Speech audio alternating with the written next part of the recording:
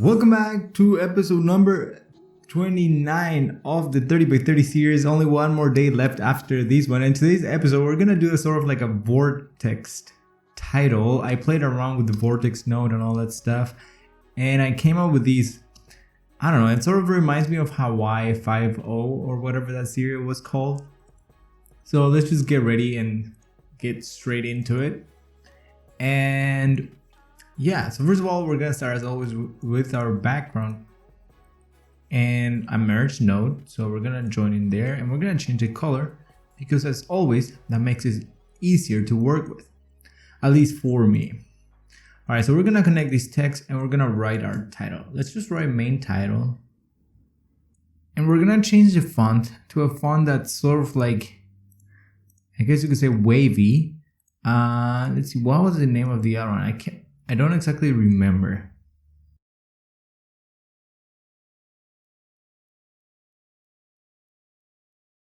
So let's see.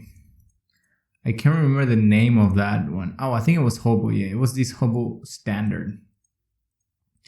All right, yeah. So then after that, we're gonna add. First, we're gonna add a waviness effect, and then we're gonna add a vortex effect. And take these two out, and I'm also gonna add a mask on top of this title. I'm gonna move it around like that, adjust it there. And what we're gonna do is we just have to adjust the vortex, which is these. And we can change the size of these also. And the angle of these too. Depending on how crazy you go, the crazier the vortex is gonna look. So see how that moves that way? Yeah. So what we wanna do is we wanna come from the side and reveal the text as the vortex is coming out. So we're gonna select these two things. We're gonna move the mask so that the mask and the vortex move at the same time. So I'm gonna pin these two so they stay there. So then when I select both, I can see both things still here and I can play around. I can adjust the keyframes here. So we're gonna go a couple frames. Let's go 20 frames. We're gonna move the vortex and the mask. Okay, so we didn't create a keyframe for the vortex, it seems. Oh, I know what the problem was. I created a keyframe for the size and not the position. So let me go here and create there, and then I'm gonna move here and I'm gonna move it this way. There you go. So now it looks like the vortex is what's causing the text to show up. And then the next thing that I had was the waviness effect. So if you see around here, the higher you go, the crazier it's gonna get. And it's sort of like stops waving after a while, I think. So we're gonna see where the last keyframe was.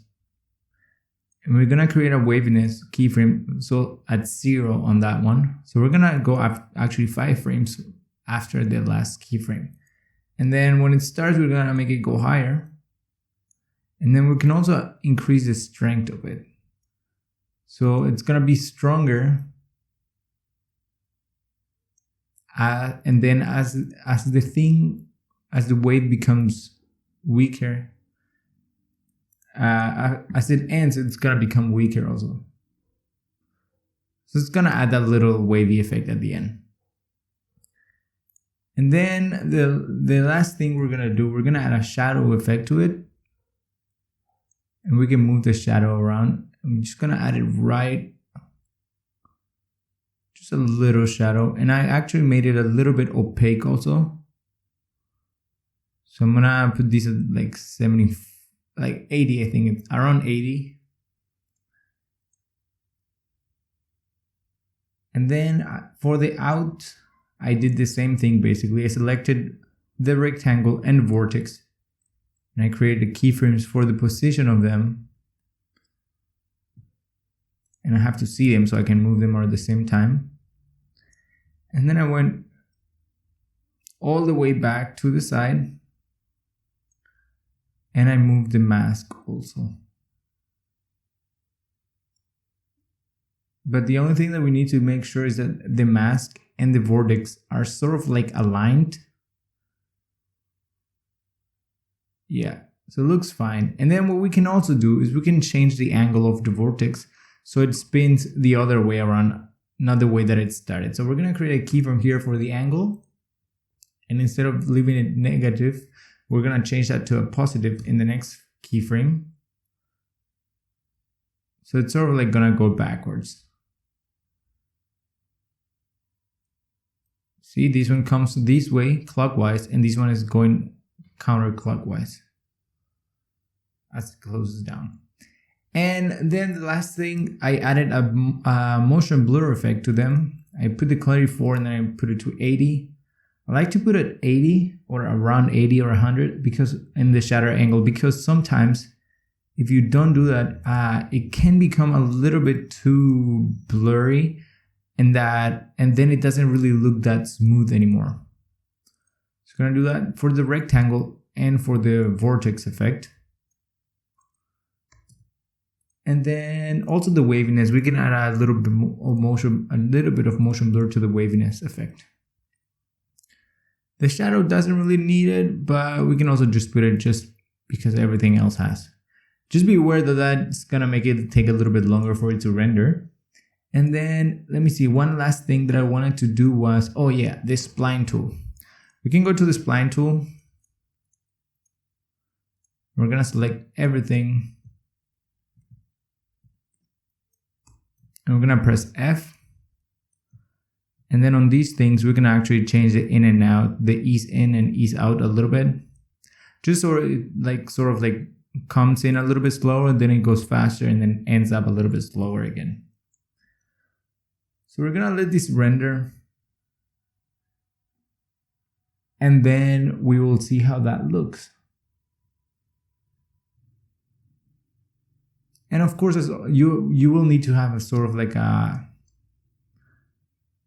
font that sort of like falls into the theme, as I always preach that, because otherwise it will look really weird if you have like a, what would you say, like a pixelated font and you add this sort of like movement. Although it could be cool too, you know, you never know what can look cool until you try it. So we're gonna go to the background and then we're gonna change the alpha out and take everything out. We're gonna unpin this. And then we're gonna go back to our normal footage and we're gonna drag these on top of it and we're gonna let it render. So we're gonna right click and render the cache color output. Oops. And I'm just gonna let it render. This is the first one that I did.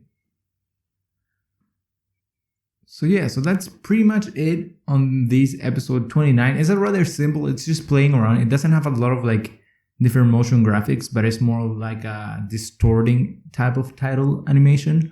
But at the same time, you can add motion graphics, like if you want to add sort of like water drop effects with like cartoonish style, it could look cool with that. But yeah, it's all up to you. You can, as always, you can download these and then play around with whatever resources you have. So yeah, and then we only have one more episode left of this first season of the 30x30 series. We're gonna see if I do a new one sometime again, like a new season, but I can't promise anything as of now. And yeah, so I hope to see you tomorrow for the last episode. And as always, you can download with the link in the description. And don't forget to leave a like, comment, and also subscribe if you want to see more videos. And I'll see you tomorrow in the next episode of the 30x30 series. And I must say, the last episode by SUALVI.